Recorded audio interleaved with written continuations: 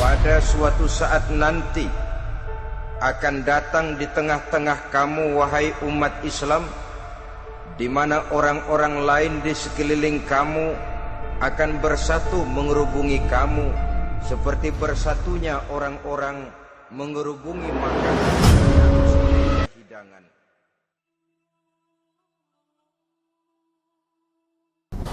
Alhamdulillahi Rabbil Alamin, wassalatu wassalamu ala ashrafil anbiya'i wal mursalin, Sayyidina wa maulana Muhammadin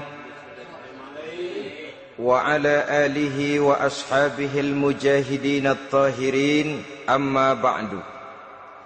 Saudara-saudara kaum muslimin seiman dan sekeyakinan yang berbahagia, pada suatu hari seketika sedang berkumpul dengan para sahabat, Rasulullah pernah memberikan peringatan. Beliau bersabda, yushiku an tada'a alaikumul umamu kama tada'al akalatu ala qas'atiha. Pada suatu saat nanti akan datang di tengah-tengah kamu, wahai umat Islam, di mana orang-orang lain di sekeliling kamu akan bersatu mengerubungi kamu seperti bersatunya orang-orang mengerubungi makanan di atas meja hidangan.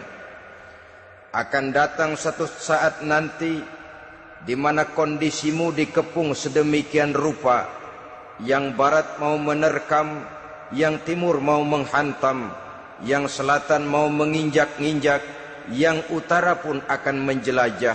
Kondisimu seperti makanan di atas meja hidangan. Sebagian sahabat merasa heran dan terkejut, lalu mereka bertanya, amin qillati nahnu yawma izin ya Rasulullah? Apakah jumlah kami pada waktu itu sedikit ya Rasul? Kami sampai dikepung sedemikian rupa? Beliau menjawab, bal antum yauma idzin katsir. Sama sekali tidak. Kamu tidak sedikit pada saat itu. Bahkan jumlahmu sangat banyak. Kamu adalah mayoritas. Walakinnakum ghusa'un ka ghusa'is sail. Tetapi keadaanmu saat itu persis seperti buih di lautan. Banyak tetapi centang perenang. Banyak tetapi tidak punya daya dan kekuatan. Banyak tapi dipermainkan gelombang lautan, dihempaskan ke tepian pantai tanpa punya makna dan arti. Kondisimu pada saat itu kuantitas yang tanpa kualitas, sehingga orang lain enak saja mengepung kamu. Akidahmu didangkalkan, dibanjiri dengan peradaban dan kebudayaan yang menjauhkan dari agama. Dari segi maksiat dan munkarat seluruhnya mengepung sampai kita melepaskan nilai-nilai Islam kita ini. Dan celakanya, sambung beliau, wal yanzi'anna fi qulubi aduwikumul mahabata minkum.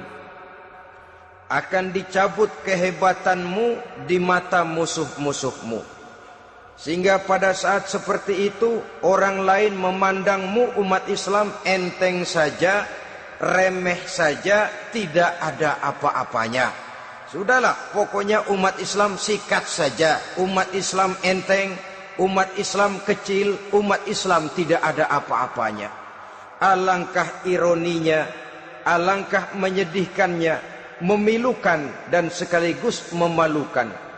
Umat yang mayoritas ini dipermainkan oleh yang minoritas. Umat yang jumlahnya terbesar, terbanyak, bahkan konon menurut catatan sampai 90%, tapi dipermainkan oleh mereka kelompok-kelompok kecil ini. Wal yakzifanna fi qulubikumul wahn. Pada saat itu di hatimu dicampakkanlah penyakit wahan.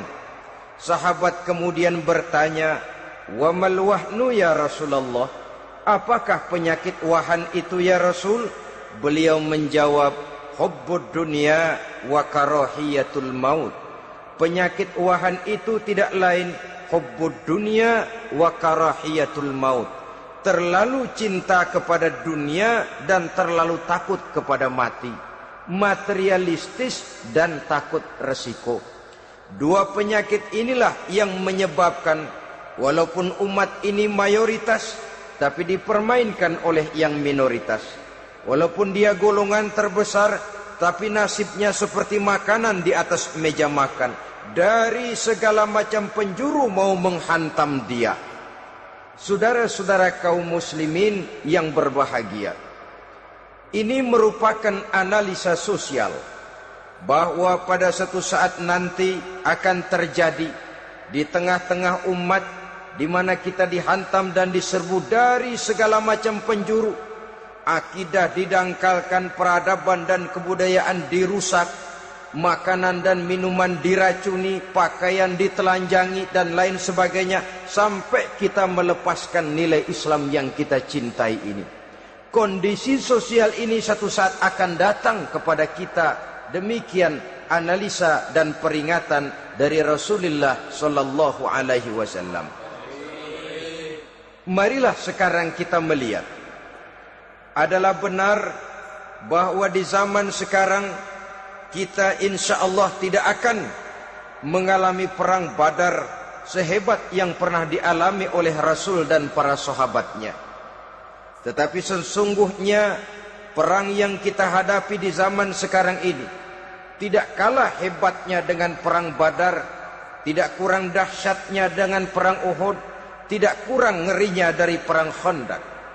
Hanya saja yang kita hadapi sekarang ini bukan ujung pedang, bukan ujung tombak, bukan ujung panah.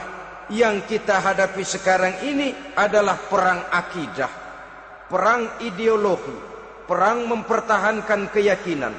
Yang kalau kita kalah sekarang, kita memang masih beragama.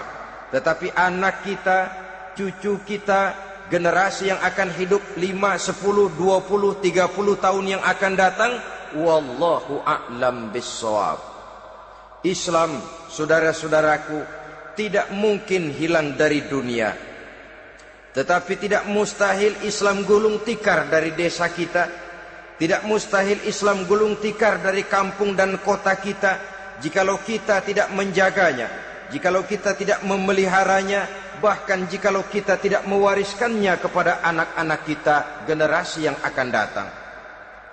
Marilah kita mengingat sejenak bagaimana Islam di Spanyol yang pernah jaya, pernah mewarnai daratan Eropa, dan yang sekarang hanya sekedar tinggal ceritanya saja. Ini pernah diperingatkan oleh Rasul dalam satu hadis, sayati ala ummati zamanun la yabqal Islam illa ismun wala minal Quran illa rasmun. Akan datang satu masa di tengah umatku di mana pada masa itu Islam ada tapi hanya tinggal sekedar namanya saja, dan Quran pun ada tapi cuma sekedar tinggal tulisannya saja. Apabila kita tidak mewariskan ini kepada generasi yang akan datang, maka serbuan-serbuan dari berbagai macam penjuru dari hari ke hari semakin kita rasakan kehebatannya. Tidak mustahil sejarah Spanyol akan terjadi di desa kita, akan terjadi di kampung kita, akan terjadi di kota kita. Orang Spanyol kalau mereka cerita kepada anaknya, mereka akan cerita, "Nak, di sini dulu ada masjid." Kapan, Pak? Dulu bener dah. Banyak orang Islam kalau hari Jumat pada sembahyang, kapan itu, Pak? Dulu sekali. Sekarang cuma sekedar tinggal ceritanya saja. Bukankah sesuatu yang sangat tidak mustahil apabila kita tidak menjaga dan mewariskan Islam ini kepada generasi yang akan datang? Maka serbuan-serbuan akan membawakan hasil yang diinginkan oleh para penyerbu itu tadi. Kita sudah menjadi umat yang mayoritas, tetapi umat yang mayoritas ini menurut Rasul dikepung sedemikian rupa, akidahnya didangkalkan, peradaban dan kebudayaannya ditekan sedemikian rupa, kehidupan sosialnya dibuat individualis, kemudian dari segi pergaulan, pakaian, makanan, minuman dan sebagainya diracuni, sampai dia tidak lagi berpegang teguh kepada agamanya. Dan dikala itu hilang kehebatan umat ini di mata musuh-musuhnya. Orang lain memandang kita ringan saja, enteng saja, satu umat yang sudah kehilangan wibawa. Padahal konon kabarnya kita mayoritas, tapi enak saja dikutak-kutik orang lain. Dan dikala itu di hati kita merajalela penyakit uahan. Penyakit uahan itu apa? Pertama, hubbud dunia, terlalu cinta kepada dunia. Terlalu cinta kepada dunia yang menyebabkan kita lupa akan tanggung jawab dan kewajiban, lupa meneruskan dan mewariskan Islam kepada generasi yang akan datang. Kita berlomba hanya untuk mengejar dunia dan seluruh isinya. Baik dia bernama material, baik dia bernama seksual, baik dia bernama pangkat, jabatan dan kedudukan. Berlomba-lomba kita di dalamnya, sampai tercampaklah penyakit hubbud dunia di dalam hati ini. Berurat dan berakar dunia itu, sulit dan berat kita berpisah daripadanya. Akibatnya kemauan untuk berbuat demi dan atas nama agama sangat sulit terwujud di dalam kehidupan ini. Yang kedua, karahiyatul maut, terlalu takut kepada mati. Baik mati ajal, mati dalam artian yang sebenarnya, baik mati usahanya, baik mati karirnya, baik mati pangkat dan jabatannya.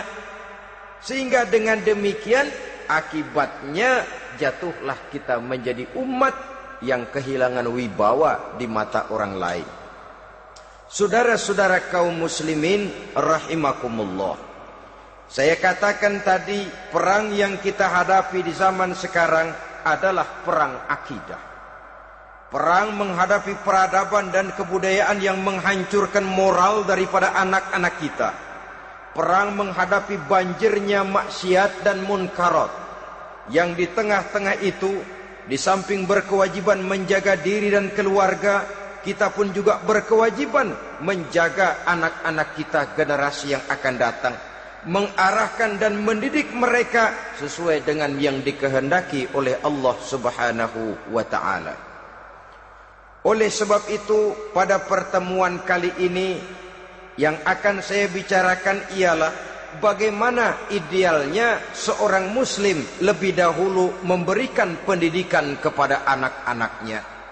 Di tengah satu situasi dan kondisi di mana serbuan datang silih berganti melanda dan menghantam umat Islam, kemana anak-anak kita ini harus kita arahkan? Karena kita orang tua mempunyai tanggung jawab. Anak adalah amanah, menyia-nyiakan amanah adalah dosa, dan dosa itu merupakan satu dosa yang besar. Bahkan orang tua bisa saja masuk neraka kalau tidak bertanggung jawab tentang anak-anaknya. Satu riwayat menjelaskan ada orang soleh, ngajinya cukup, solatnya cukup, puasanya cukup, zakatnya cukup, di mana ada majelis taklim hadir, baca Quran hobi, fitnah orang tidak pernah. Di akhirat setelah disidang dia ternyata lebih banyak kebaikannya daripada kejahatannya, maka dia pun diperintahkan dan dipersilahkan masuk ke dalam surga. Giliran anaknya disidang, biang okem nih anak. Ditanya, siapa Tuhanmu? Tidak tahu. Siapa nabimu? Tenyaho. Apa kitabmu? Ora gelem. Kamu pernah sholat? Tidak. Zakat? Tidak. Puasa? Tidak. Judi? Hobi. Zina? Tiap malam.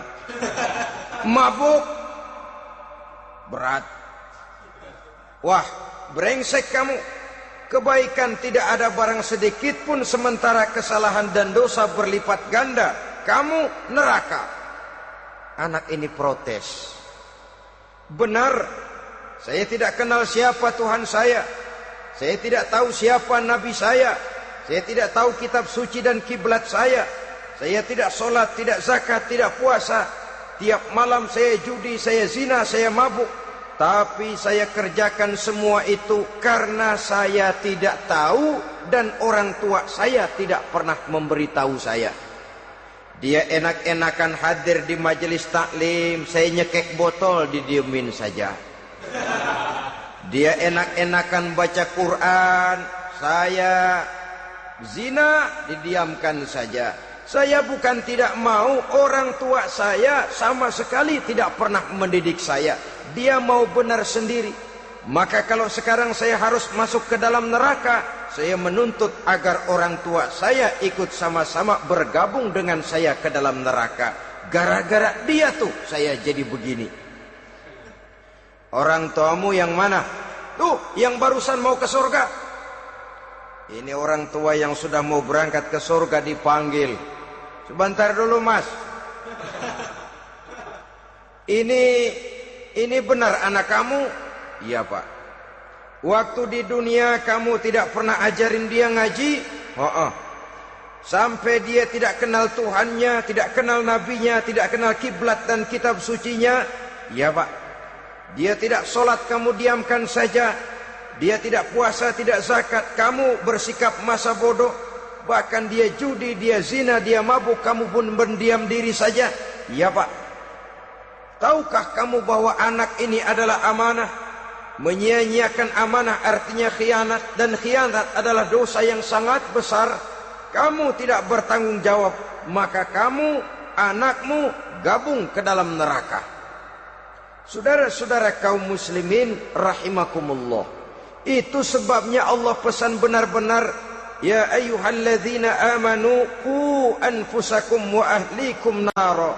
Hai orang-orang yang beriman, jaga dirimu dan keluargamu, istri, anak, orang-orang yang menjadi tanggung jawab dan kewajiban kita, jaga dan pelihara mereka dari api neraka.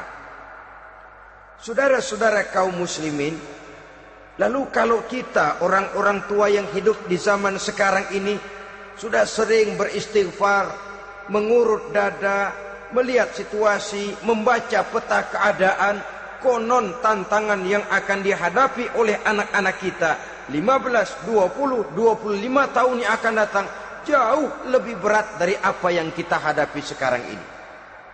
Maka adalah wajar jika kita sebagai orang tua yang cinta kepada agama, cinta kepada anak-anak kita, berpikir untuk mewariskan nilai-nilai yang luhur ini kepada anak-anak kita generasi yang akan datang. Bagaimana pada mulanya kita harus mendidik mereka? Mari kita telusuri apa yang dicontohkan oleh Al-Quranul Karim.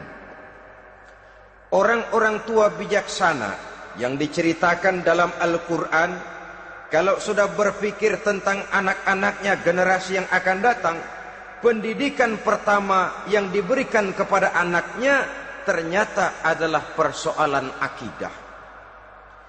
Nabi Ibrahim, pertanyaan yang paling merisaukan beliau buat anak cucunya ialah, ma ta'buduna min ba'di. Saudara bisa lihat surah Al-Baqarah ayat 133. Anak-anakku, kalau pada satu saat nanti aku, ayahmu ini sudah tidak ada lagi, meninggalkan kamu semua, meninggalkan kehidupan dunia ini, ma ta'buduna min ba'di, apa yang akan kamu sembah nak kalau ayah sudah tidak ada lagi? Jikalau ayahmu sekarang masih rajin ke masjid, melakukan rukuk dan sujud, i'tikaf dan membaca Quran, kalau satu saat ayahmu meninggalkan dunia ini, masihkah engkau mau ke dalam masjid? Masihkah engkau rukuk dan sujud? Masihkah engkau i'tikaf? Ma ta'buduna min ba'di, apa yang akan kamu sembah kalau aku ayahmu tidak ada lagi nak? Ditanamkan bukan hanya keyakinan bertauhid, sekaligus juga menyembah kepada Allah yang kita yakinkan dengan tauhid itu tadi. Bukankah berbeda dengan kita kebanyakan orang tua sekarang? Kita tidak pernah berpikir ma ta'buduna min ba'di. Kalau bapak tidak ada, kamu nyembah apa nak? Kita orang tua sekarang pagi-pagi malah berpikir ma ta'kuluna min ba'di. Kalau bapak enggak ada, kamu nanti makan apa nak? Bukan nyembah apa yang kita pertanyakan, bukan nyembah apa yang kita khawatirkan, makan apa nak? Maka yang dicari lalu sekolah-sekolah yang bonafit, yang tidak peduli apakah itu merusak imannya, mematikan akidahnya, menghancurkan keyakinannya. Yang penting ada jaminan hari depan bisa dapat lapangan kerja. Akibatnya berduyun-duyun orang-orang tua muslim menyekolahkan anaknya di sekolah-sekolah yang bukan Islam, yang nyata-nyata membahayakan akidahnya. Dididik dengan kultur dan budaya yang bertentangan dengan nilai-nilai agamanya. Bukankah ini berarti merelakan anak untuk dikafirkan? Bukankah ini artinya menyerahkan anak untuk ditulis menurut selera para pendidik yang tidak sesuai dengan nilai akidah yang dimilikinya?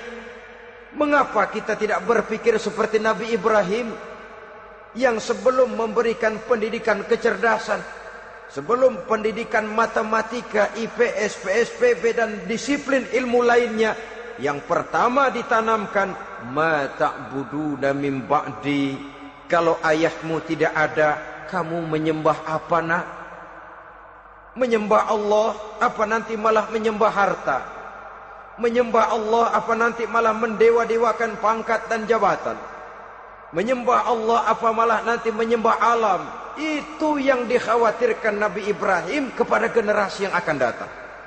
Dan itu saudara-saudara yang seharusnya mengkhawatirkan kita kepada anak-anak kita, generasi yang akan datang. Lihatlah serbuan akidah di zaman sekarang ini. Dimanfaatkan kemiskinan kita umat Islam. Diberikan kita tawaran berupa beras, pakaian, obat-obatan, kalau perlu beasiswa, asal bisa melepaskan keislaman kita ini.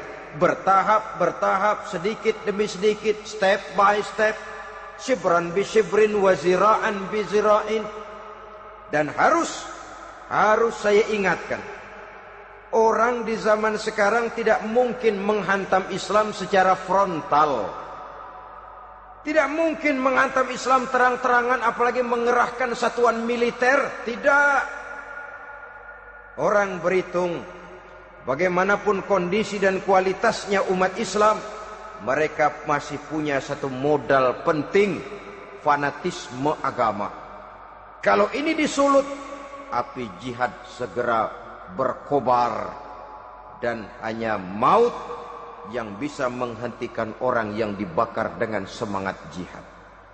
Orang tahu itu.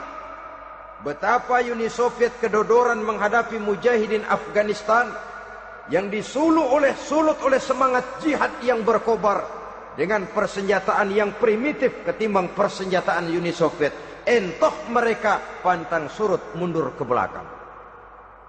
Jadi jangan mimpi bahwa orang mau menghantam Islam ini dengan melarang pengajian, meruntuhkan masjid, menyegel pondok pesantren. Tidak. Melarang orang sholat, tidak. Kalau perlu masjid diperbanyak, musola diperbesar. Tapi bikin itu masjid seperti museum, besar, megah, mercusuar, tapi bikin seperti museum. Tempat orang kagum, tempat orang memuji, tapi sunyi dari nilai-nilai ibadah. Saudara-saudara kaum muslimin, untuk sampai kepada penghantaman akidah, jalan yang paling mudah dirintis sekarang ini secara bertahap dan sistematis, memisahkan umat Islam dari Islamnya. Biarkan mereka bernama Muslim. Biarkan di atas kartu penduduknya tertulis agama Islam. Tapi tanamkan budaya-budaya yang menyebabkan cara bergaul mereka, cara berumah tangga mereka, cara bertetangga mereka, sampai kepada cara mereka berpakaian, cara mereka bergaul, cara mereka makan dan minum, cara mereka mendidik dan menyekolahkan anak sama sekali tidak lagi mencerminkan nilai-nilai yang islami. Itu sudah satu usaha yang paling praktis, memisahkan umat Islam dengan Islamnya. Kalau sadarlah kita ke arah ini usaha orang di zaman sekarang, maka yang harus pertama kita tanamkan kepada anak-anak kita, didik mereka dengan jiwa tauhid yang mengkristal di dalam batinnya, meresap sampai ke tulang sumsumnya, yang tidak akan sampai pun nyawa berpisah dari badannya, akidah itu tidak akan berpisah dari hatinya. Bahkan dia sanggup dengan tegar berkata, lebih baik saya melarat karena mempertahankan iman daripada hidup mewah dengan menjual akidah. Satu khittah, satu garis kehidupan yang perlu kita wariskan kepada anak-anak kita, generasi yang akan datang. Dahulu ada satu tradisi, saudara-saudara. Kalau anak gadis kita dilamar orang, orang lalu bertanya, anakmu mau ngelamar gadis saya, apa sudah khatam Quran berapa kali? Apa sudah bisa baca kitab macam-macam dan lain sebagainya? Sehingga lahirlah satu kebanggaan. Apapun motifnya, tapi pertanyaan semacam ini zaman sekarang sudah langka. Paling-paling yang ditanya kalau anaknya dilamar orang, anakmu kerja di mana? Gajinya sebulan berapa? Kendaraannya bebek apa soang? Apa-apa? Itu yang kita pertanyakan, berkisar di seputar materi, kerja, job, status sosial, dan lain sebagainya. Perkara bisa baca Quran atau tidak, nomor 18. Perkara sembahyangnya rajin apa tidak, nomor 36. Saudara hadirin, akibatnya terjadi pergeseran nilai. Maka mendidik anak menurut tuntunan Quran adalah seperti yang diberikan contoh oleh Luqmanul Hakim, yang diceritakan dalam surah Luqman mulai ayat 11 dan selanjutnya. Apa pendidikan pertama yang harus kita berikan kepada anak? Pertama, ya bunayya la tusyrik billah. Wahai anakku, jangan sekali-kali engkau menyekutukan Allah. Nak, jaga tauhid, pelihara iman, mantapkan akidah. Ini dasar yang pertama. Belum lagi anak mengenal berbagai macam disiplin ilmu, yang pertama ditanamkan tauhid. Ini yang mendasari kehidupan. Ini yang akan mewarnai dan menjadi warna dari kepribadian seseorang. Sentuhan jiwa tauhid di dalam diri si anak. Belum lagi sempat dia kenal yang lain. Yang pertama yang kita tanamkan, kita wariskan, kita berikan, la tusyrik billah. Jangan sekali-kali menyekutukan Allah. Nah, kalau ini sudah tertanam, ini sudah merupakan satu fondasi yang kuat. Selebihnya nanti tinggal melihat bakat si anak, kemana dia harus dididik. Yang terpenting nilai iman lebih dahulu tanamkan. Dan untuk menghancurkan nilai keimanan, saudara-saudara, saya katakan, ingatkan kepada hadis di awal tadi, dikepung kita dari berbagai macam penjuru agar bila bisa melepaskan nilai-nilai iman dan keyakinan. Proses pendangkalan akidah, ditanamkan keraguan kepada agama, ditanamkan rasa malu beragama, sholat malu, baca Quran malu, berangkat ke masjid malu, pakai jilbab malu. Ditanamkan rasa malu beragama, sehingga bertahap sedikit demi sedikit kita mulai berpisah dengan kehidupan beragama. Ditanamkan hal yang sedemikian rupa dari berbagai macam penjuru. Dihantam akidah, akidah kuat, dihantam dari segi peradaban dan kebudayaan. Diperbanyaklah peradaban dan kebudayaan yang bukan mendekatkan kita dengan agama, malah mendekatkan kita dengan neraka. Menjauhkan kita dari agama, menjauhkan kita dari nilai-nilai luhur yang diwariskan oleh orang-orang tua kita terdahulu. Adalah kewajiban kita yang pertama, mendidik anak, menanamkan roh, jiwa, dan semangat tauhid di dalam diri mereka. Saudara-saudara kaum muslimin rahimakumullah, kenapa kita lebih dahulukan menanamkan jiwa, roh, dan semangat tauhid ini kepada anak-anak kita? Pertama, kita tidak hanya ingin sekedar mempunyai anak yang pintar, tetapi lebih daripada itu kita pun ingin mempunyai anak yang benar. Segala macam disiplin ilmu, segala macam bentuk penalaran ilmiah dan pengisian intelektualitas manusia mungkin di satu sisi akan membuat dia pintar, tapi di sisi lain belum tentu akan membuat dia benar. Nabi pernah memberikan peringatan, man izdada ilman walam yazdad huda lam yazdad minallahi illa bu'da. Orang yang hanya bertambah ilmu pengetahuannya tapi tidak bertambah hidayah dari Allah, tidak makin mantap keimanannya, maka seluruh nilai-nilai ilmunya hanya akan menjauhkan dia dari Allah Subhanahu wa taala. Dan adalah lebih merupakan azab daripada nikmat kalau kita diberikan ilmu pengetahuan yang hanya akan menyebabkan kita semakin jauh dari Allah Subhanahu wa taala. Yang kedua, sesungguhnya roh, jiwa, dan semangat tauhid yang melekat dalam diri anak pada puncaknya akan melahirkan satu disiplin murni yang tumbuh dari dalam dirinya sendiri, di mana si anak dalam kehidupannya merasakan dimanapun dia berada, kemanapun dia pergi, ia selalu merasakan kehadiran Allah dekat dalam hidupnya.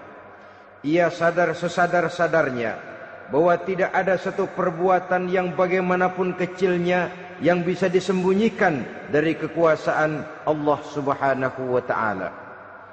Yang ketiga, dengan penanaman roh, jiwa, dan semangat iman ini, maka diharapkan anak-anak nanti pada pertumbuhannya sanggup mengendalikan hawa nafsunya. Dengan kata lain, bahwa penanaman jiwa tauhid, penanaman roh dan semangat keimanan ini merupakan kondisi dasar yang harus dilakukan sebelum yang lain-lainnya. Kemudian pendidikan kedua yang diberikan oleh Al-Quran melalui contoh dan model dengan Luqmanul Hakim ini, setelah menanamkan tauhid, ditanamkanlah kepada si anak ini rasa hormat kepada orang tuanya. Wa wassaynal insana biwalidayhi, dan kami wasiatkan kepada manusia untuk berbakti kepada ibu bapaknya. Hamalathu ummuhu wahnan ala wahnin, karena ibunya telah mengandungnya dengan kepayahan di atas kepayahan. Maksudnya dengan kepayahan dan kelelahan yang berlipat ganda. Sehingga ketika Rasul ditanyakan orang, "Ya Rasul, siapa yang paling harus saya taati di dunia ini?" Beliau menjawab, "Ibumu." Kemudian, "Siapa lagi ya Rasul?" "Ibumu." Setelah itu, "Siapa lagi ya Rasul?" "Ibumu." Dan kemudian, "Siapa ya Rasul?" "Bapakmu." Ibu, ibu, ibu, bapak.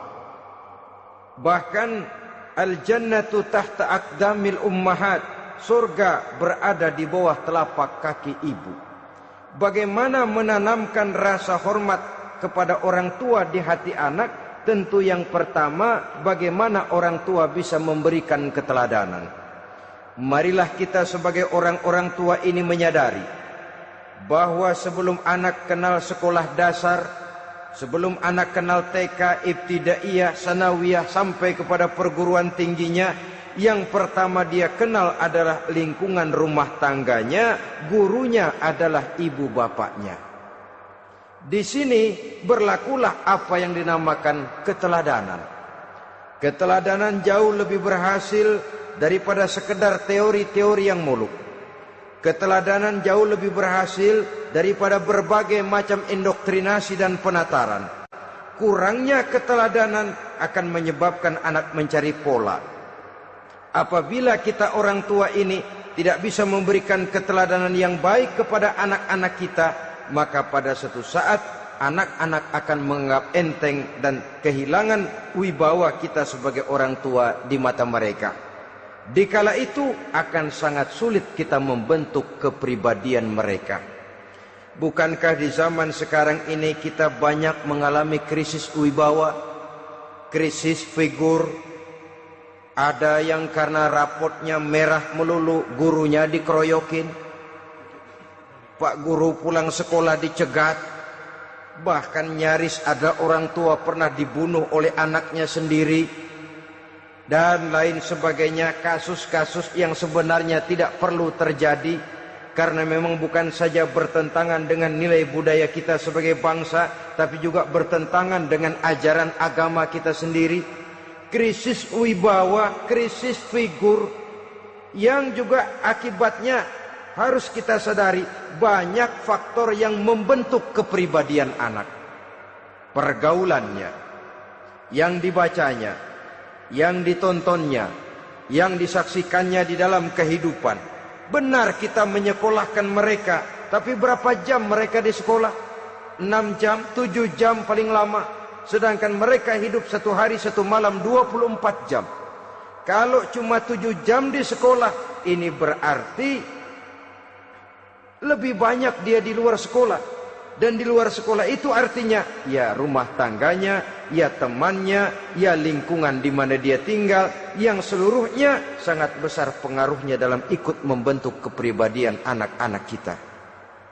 Saya katakan tadi, di samping kita menghadapi perang akidah, kita pun berhadapan di dalam perang menghadapi peradaban dan kebudayaan yang bukan saja menjauhkan kita dari agama, tetapi sanggup menghancurkan moral daripada anak-anak kita. Secara pribadi, saudara-saudara, saya iri, saya kagum misalnya dengan kemajuan yang diperoleh oleh negara tetangga kita, Jepang misalnya. Padahal tahun 45 ia pun hancur lebur oleh meledaknya atom di Hiroshima dan Nagasaki. Tapi bagai satu tenaga raksasa kemudian Jepang bangkit menjadi satu negara superpower di Asia. Bahkan gurunya saja Amerika sekarang ini kewalahan menghadapi perang dagang dengan Jepang ini. Dan yang menarik, Jepang bisa maju dan modern dengan tetap menjadi Jepang, tanpa harus kehilangan identitasnya sebagai satu bangsa, tanpa harus kehilangan kepribadiannya sebagai satu bangsa. Sebagai negara yang sedang berkembang, kita sering latah. Kita ingin meniru Barat, tapi bukan teknologinya, westernisasinya yang kita tiru. Bukan isinya, kulitnya yang kita ambil. Akibatnya apa? Modernnya belum, orangnya sudah Barat. Bergaulnya sudah cara Barat, berumah tangganya sudah cara Barat, berpakaiannya sudah cara Barat, mendidik anaknya sudah cara Barat. Di mana ketemu orang tua cukup hello daddy. Kulitnya kita ambil, sementara isinya kita campakkan. Ironi dan menyedihkan. Padahal kita sesungguhnya bisa maju dan modern, bisa mengejar segala ketinggalan dan keterbelakangan kita, dengan tetap menjaga nilai-nilai luhur budaya kita sebagai satu bangsa, mengambil isinya, dan kalau memang tidak perlu, lalu mencampakkan kulitnya. Pengaruh peradaban dan kebudayaan yang menghancurkan moral daripada anak-anak kita oleh pesatnya arus teknologi, oleh pesatnya arus komunikasi, di mana hal-hal yang terjadi di belahan dunia lain dapat kita saksikan hari ini juga melalui layar televisi, yang terjadi di Amerika, di Eropa, di Afrika, di ujung dunia yang paling ujung sekalipun. Di ujung dunia yang paling ujung, hari ini kejadian, hari ini sudah bisa kita saksikan. Pesatnya arus komunikasi, kalau jatuh ke tangan anak-anak kita yang belum mempunyai filter, daya saring positif, akan dicerna oleh mereka tanpa memilah dan memilih. Akibatnya orang kampung bilang kelolodan. Makan nggak dikunyah lagi, tentu saja akhirnya kelolodan. Dan kalau sudah kelolodan, menyusahkan kita seluruhnya. Oleh karena itu budaya menghormati orang tua perlu dijaga, perlu dipelihara dan diwariskan kepada anak-anak kita. Tali silaturahmi sehingga ada respeknya kepada orang tuanya. Jangan bapaknya dianggap CS, ibunya dianggap CS, kakeknya dianggap CS. Hilang rasa respek, hilang rasa menghormati. Sementara orang tua sendiri tidak bisa memberikan keteladanan, kurang mendapat perhatian dan lain sebagainya. Apalagi kalau baik ibu maupun bapak adalah orang-orang karier yang setiap hari sibuk menghadapi tugas masing-masing. Bapak sibuk rapat, pindah kantor sana kantor sini, ibu sibuk arisan, besarlah anak-anak di tangan pembantu dan lain sebagainya, sehingga dia merasa kurang mendapat perhatian, dan ini akan ikut membentuk warna dari kepribadian yang dimilikinya. Sampai kepada pelosok-pelosok desa, jaringan televisi memang menguntungkan. Tapi kalau sudah sampai kepada menayangkan budaya-budaya yang tidak sesuai dengan pola di mana mereka tinggal, pola lingkungannya, dan ingin mereka terapkan dalam kehidupan, ironi dan menyedihkan. Maka sering dikatakan, jikalau ABRI masuk desa, rakyat beruntung. Jikalau listrik masuk desa, rumah jadi terang. Jikalau koran masuk desa, rakyat jadi cerdas. Jikalau hakim masuk desa, rakyat lalu sadar hukum. Tapi jikalau maksiat dan munkarat masuk desa, minuman keras masuk desa, judi masuk desa, pelacuran masuk desa, rakyat tentu kiamat. Dan kita harus punya budaya untuk memilah dan memilih, mempunyai filter untuk jadi daya saring positif. Oleh karena itu saudara-saudara, tahap kedua setelah menanamkan jiwa tauhid kepada anak, tanamkan rasa hormat kepada orang tuanya. Orang tua itu ibu bapaknya, orang tua itu guru-gurunya yang mengajarkan dia, atau yang dianggap tua yang lebih senior dari dia. Karena tidak ada satu peradaban yang berdiri sendiri. Bagaimanapun maju dan modernnya kita sekarang, tentu merupakan mata rantai yang berkaitan dari generasi terdahulu. Ini yang kedua. Setelah tauhid, berbakti kepada ibu dan bapak. Tidak ada satu kebahagiaan yang bisa ditegakkan di dunia ini tanpa doa, tanpa restu daripada ibu dan bapak. Ini keramat hidup. Doanya dikabul Allah dan kutubnya juga dikabul oleh Allah Subhanahu wa ta'ala. Jadi mendidik anak setelah menanamkan jiwa tauhid, menanamkan rasa hormat dan taat berbakti kepada ibu bapaknya. Itu yang kedua. Kemudian yang ketiga, melalui model Luqman, Quran mendorong kita untuk mendidik anak menanamkan etika otonom. Apa itu? Ya bunayya, innaha in takum mithqala habbatin min khardalin fatakun fi sakhratin aw fis samawati aw fil ardi ya'ti biha Allah. Wahai anakku, sesungguhnya kalau ada satu kebaikan yang kamu kerjakan, kecil, tidak nampak oleh pandangan mata yang zahir, yang kecil itu tersembunyi di puncak langit, di dasar bumi yang paling dalam, atau di tengah batu hitam sekalipun, Allah pasti mengetahuinya dan pasti akan memberikan balasan yang seadil-adilnya. Pendidikan apa ini? Pendidikan moral, menanamkan etika otonom. Nah, kau berbuat baik jangan karena dilihat orang. Kau tidak mau melakukan kejahatan jangan cuma karena ada polisi. Kalau ada polisi kau tidak mau jahat, kucing juga begitu. Coba lihat kucing, taruh ikan asin di piring kaleng, tongkrongin. Aduh, kucing kalem, sopan, tenang. Sedikit kita lengah, habis ikan digarap. Tapi ditanamkan satu kesadaran, kemanapun kau pergi, apapun yang kau kerjakan, tersembunyi di tengah batu, di dasar bumi, di puncak langit, Allah pasti tahu. Dalam bahasa yang ringan, nak, kita ini diawasi oleh 2 hiperkomputer yang maha sensitif. Produksi langit, mereknya Rokib dan Atid. Itu komputer yang sangat peka dan sensitif. Jangankan kita berbuat, kita berniat baik saja, komputer sudah nyatat sendiri. Inilah yang orang sekarang namakan waskat, nak, pengawasan malaikat. Kalau hidup sudah merasa diawasi oleh malaikat, waskat berhasil.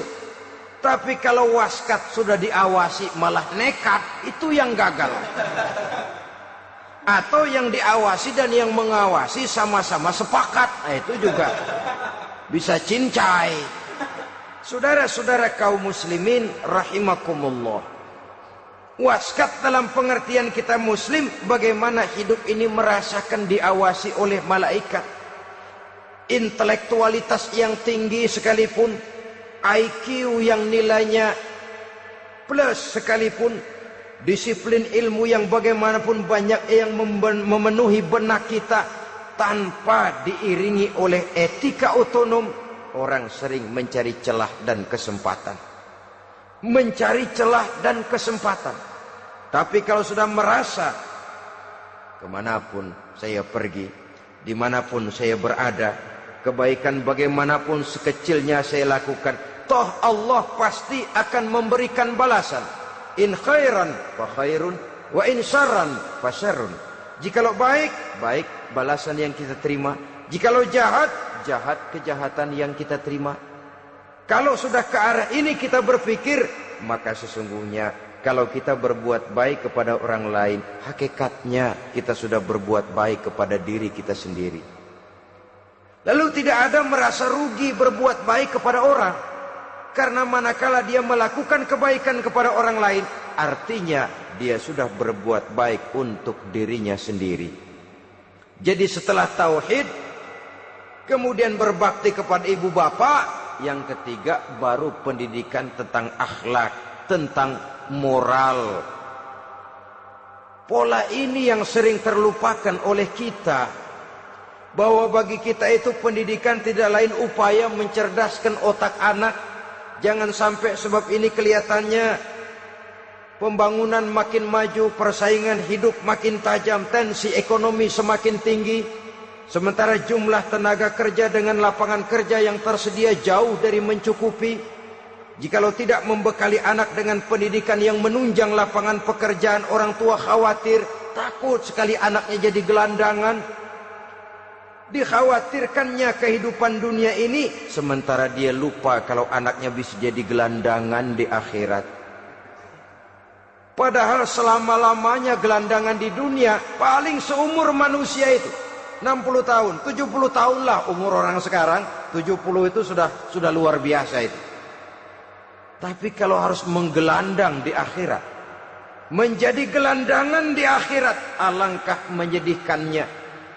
Apakah akan kita korbankan satu kehidupan yang langgeng, abadi, cuma karena tertipu oleh fata morgana dan kamuflase? Kita korbankan yang sedikit, kita korbankan yang besar karena kita memilih yang sedikit. Dalam bahasa Al-Quran memang pernah diceritakan hidup ini hakikatnya perlombaan, saudara-saudara.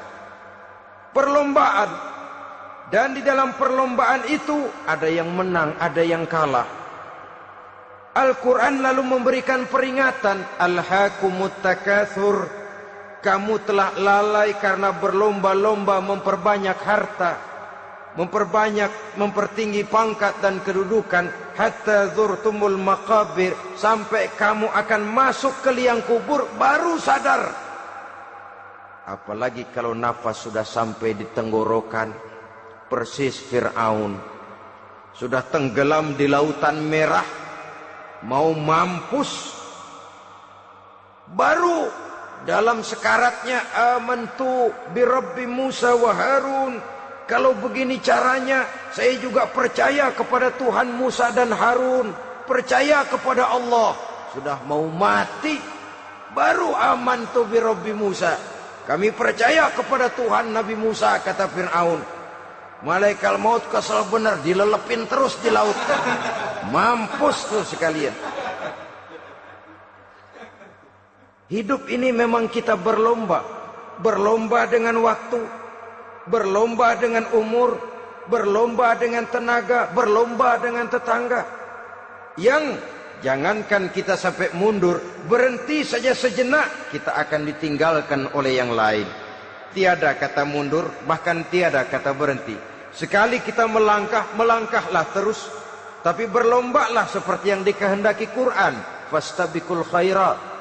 Berlomba-lombalah di dalam kebajikan. Jangan berlomba-lomba di dalam kemaksiatan, kemunkaran, kejahatan. Berlombalah dalam urusan kebaikan. Saudara-saudara kaum muslimin rahimakumullah. Tauhid, berbakti kepada ibu bapa, kemudian pendidikan tentang moral. Apabila pendidikan tentang moral sudah tertanam, barulah lihat bakat si anak. Kemana bakatnya? Anak saya kelihatannya dari kecil demennya main bedil-bedilan saja. Beri kali itu. Kirim ke Magelang, masukkan akabri. Tapi dengan syarat 3 itu tadi. Iman sudah tertanam, rasa bakti kepada ibu bapak sudah ada, dan punya nilai moral. Sehingga boleh jadi nanti dia menjadi jenderal yang beriman, yang berbakti kepada ibu bapaknya, dan punya moral yang tinggi. Kan lebih baik rakyat rendah tapi akhlaknya tinggi, daripada pejabat tinggi tapi moralnya rendah. Jauh lebih baik rakyat rendah punya moral tinggi ketimbang pejabat tinggi punya moral rendah. Nilai moral ini yang jadi ukuran dan barometer di masyarakat. Yang ini yang sering kita lupakan. Bahwa kehancuran satu bangsa dimanapun di dunia ini selalu dimulai dengan kehancuran moral daripada bangsa itu sendiri. Sekarang membina nilai moral ini berat. Gadis kita, remaja, putri, diberikan pakaian jilbab, mungkin dia sendiri masih setengah-setengah, ditambah lagi oleh ledekan temennya. Jilbab lah kuno. Bau sorga lah, bau masjid lah, bau menyan lah. Ditanamkan rasa malu untuk hidup dekat dengan agama. Kalau moral semacam ini sudah tertanam, sedikit demi sedikit kita mulai mengucapkan selamat tinggal kepada agama. Dan kemalangan apa yang lebih malang kalau kita sudah jauh dari agama ini? Bukankah Islam telah menyelamatkan manusia dari penyakit jahiliyah dan membawanya kepada satu kehidupan yang maju dan modern? Kalau kita tinggalkan Islam ini, bukankah artinya kita akan kembali kepada satu zaman jahiliyah? Hanya saja jahiliyah itu berada di abad modern. Versinya tentu lebih modern. Kalau zaman jahiliyah dulu mabuknya pakai arak, zaman sekarang sudah macam-macam orang bisa mabuk. Kalau zaman jahiliyah dulu anak perempuan dikubur hidup-hidup, zaman sekarang kadang-kadang belum sempat lahir ke dunia, malah sudah dibunuh lebih dahulu. Versinya saja yang berbeda. Kalau di zaman jahiliyah dahulu manusia menyembah batu yang bernama Latta, Uzza, Manat dan Hubal. Di zaman jahiliyah modern sekarang ini, orang sering menyembah kepala bagiannya, sering menyembah atasannya, sering menyembah komputer, sering menyembah teknologi modern yang lebih diyakininya daripada Allah sebagai keyakinan sentral di dalam hidupnya. Saudara-saudara kaum muslimin rahimakumullah. Jadi yang ketiga, nilai moral yang ditanamkan kepada anak-anak kita supaya dia bisa menghadapi tantangan-tantangan hidup yang semakin berat ini dengan tetap berpegang teguh kepada nilai-nilai moral yang diwarnai oleh jiwa keimanannya yang bersumber dari ajaran agamanya. 3. Kemudian yang keempat, barulah tatanan kehidupan sehari-hari. Apa kata Luqman? Ya bunayya aqimis shalah. Setelah bertauhid, berbakti kepada ibu bapa, punya nilai moral. Ya bunayya aqimis shalah. Nak, dirikan solat. Rumah tangga muslim. Anak berumur 7 tahun sudah berani meninggalkan solat. Kata Nabi, pukul. bukan untuk menyakiti, untuk mendidik. Karena sayang kepada anak. Saudara-saudara, kita khawatir betul kepada anak. Kalau dia pulang dari sekolah, buru-buru kita sebagai orang tua bertanya, sudah makan nak? Sudah istirahat nak? Tapi jarang kita sebagai orang tua melontarkan, sudah sholat nak? Bahkan kita bisa memberikan sugesti kepada anak. Nah, kalau kau naik kelas 1 sampai naik ke kelas 2, bapak beliin sepeda. Tamat SD nak, motor. Tamat SMP nak, ke Bali kita. Tamat SMA nak, Singapura. Saudara-saudara, tapi kalau untuk urusan sholat misalnya, kita tidak pernah memberikan sugesti kepada anak-anak kita. Nah, kalau kau hafal Fatihah lengkap dengan artinya, bapak beliin sepatu. Nah, kalau kau bisa sholat dengan baik, cukup syarat rukunnya, bapak beliin sepeda. Ada rangsangan, ada sugesti yang membuat anak lebih tergerak untuk hidup dalam suasana keagamaan. Ya bunayya aqimis sholat, nak dirikan sholat. Sebab ini sandaran vertikal yang paling langsung antara manusia dengan Tuhannya. Menyadari bahwa sepanjang yang bisa dilakukan oleh manusia hanyalah berusaha, dan kepastian sepenuhnya ada di tangan Allah. Dengan sholat kepribadianmu diperteguh, dengan sholat sandaran vertikalmu kepada Allah diperkuat. Dan pada waktunya nanti Al-Quran memberikan bimbingan, hendaklah minta tolong kepada Allah dengan sabar dan tetap mendirikan sholat. Ya bunayya aqimis sholat. Setelah itu, wa'mur bil ma'rufi wanha 'anil munkar. Tegaklah membina yang ma'ruf, tegaklah mencegah yang munkar. Ini sikap hidup sudah. Sholat tadi tugas hidup. Lalu sikap hidup tampil di tengah masyarakat, membina yang ma'ruf, mencegah yang munkar sesuai dengan kesanggupan masing-masing. Bukankah setiap kita kepingin punya anak yang bermanfaat, setidaknya bagi keluarganya, syukur kalau bisa bagi lingkungannya, bagi masyarakat, bangsa dan negaranya. Dan satu di antara tanda orang yang bermanfaat, kalau dia bisa hidup menjadi penganjur yang ma'ruf dan pencegah yang munkar. Dan itu kalau tidak ada hidayah, sulit orang mau melaksanakan itu. Sebab apa? Ada kecenderungan belakangan ini di mana agama dianggap urusan pribadi. Sehingga orang lalu sering bilang, jangan bawa-bawa agama dah, itu kan bukan urusan agama. Ini sudah ciri berpikirnya sekuler. Jangan bawa-bawa agama. Agama urusan pribadi, artinya orang mau sholat mau enggak, jangan bilang apa-apa dah. Urusan dia sendirian. Dia mau puasa dia enggak, merdeka saja, urusan pribadi. Agama bukan persoalan pribadi. Apalagi jika sudah menyangkut amar ma'ruf dan nahi munkar. Siap menegakkan yang baik, mencegah yang munkar, untuk tegaknya satu masyarakat yang diwarnai oleh kebaikan dan terhindar dari segala macam kejahatan. Dan terus ayat-ayat selanjutnya mencerminkan sikap hidup. Namun yang intinya, cara mendidik anak yang baik, yang dicontohkan oleh Al-Quran dengan Luqmanul Hakim sebagai model. Pertama, tanamkan tauhid. Yang kedua, tanamkan rasa hormat dan berbakti kepada ibu bapaknya. Yang ketiga, tanamkan moral, nilai akhlak yang tinggi. Setelah itu yang keempat, biasakan hidup dalam suasana keagamaan. Kontrollah sholatnya, kontrollah baca Qur'annya, kontrollah puasanya di bulan Ramadan. Ajaklah anak-anak sholat berjamaah, sehingga dengan demikian dia terbiasa oleh satu suasana yang mendekatkan dia dengan nilai agamanya. Dari sana diharapkan nilai-nilai ilmu yang didapatnya dari bangku sekolah akan menciptakan keseimbangan dengan yang ditanamkan oleh orang tuanya dalam bentuk yang dijelaskan oleh surah Luqman itu tadi.